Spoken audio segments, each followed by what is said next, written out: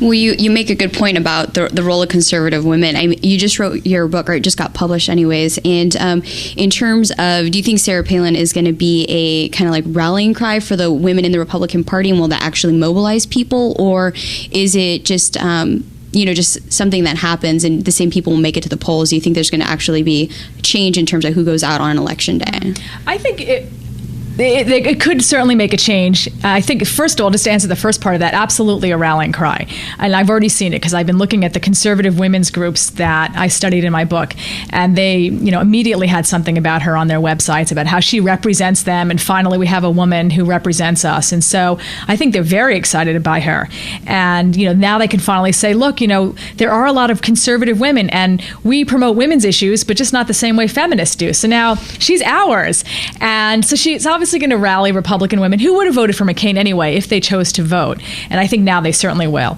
But there are a lot of undecided women who might see this as, somebody who's out there now representing me, and she's a strong woman. She can bring home she has lots of, she can, have a job and take care of all the babies and so on. And so I think there's some take home the moose, right? Exactly. Forget the bacon. She has the moose and she killed it herself. Right. And so I think in that sense, there's some kind of aspect that can at least tilt it, especially in such a close election. I think she can really have some kind of an impact in that way. Yeah, there is a change. I was reading about sort of looking at sort of women who've been, making challenges to become president or vice president in the United States historically, and just reading about Geraldine Ferraro when she was running for VP back in '84 on the Mondale ticket. How afterwards the analysis was that part of the issue of them not winning, particularly with Geraldine Ferraro, is a lot of women felt intimidated by her because somehow she was like the supermom, the superwoman who could do it all. She had 3 children, but yet this is a woman who made it up the ranks of politics and made it on to the national scene as a VP nomination.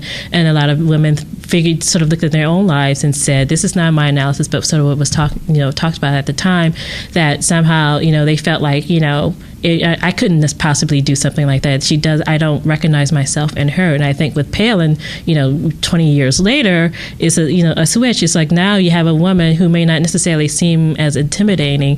She sort of presents herself as the every woman, and how, being a mom and being a hockey mom and all this other stuff, I think a lot of women can relate to that, even though it may sort of go counter to what they believe in, because, you still have people feeling that women who have small children shouldn't be running for office or holding any kind of high power positions just because you need to take care of your family first. Yeah, what's interesting about that too, Kim, is that there's, she's being spun as this every woman, and she says, well, I'm just a hockey mom. Well, no, you're also the governor. Like, I know a lot of soccer moms, whatever they really are. They live in my neighborhood, and they're not governors. And so it's this very interesting spin on her, right. And that she's promoting obviously herself, and so is the McCain campaign, in positioning her in a way to kind of be representative of every woman. And it's not that women couldn't aspire to be that way, or that she isn't a good role model in some ways, but that is a fascinating spin on her. Every woman, she's from small town America,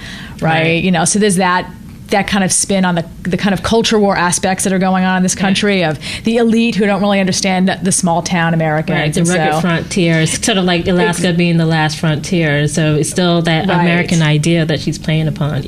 Even though we've moved further and further away from that idea, we're all living in towns and suburbs and cities. How many of us actually live in rural America? Right, absolutely. So I think that part plays into her image as well.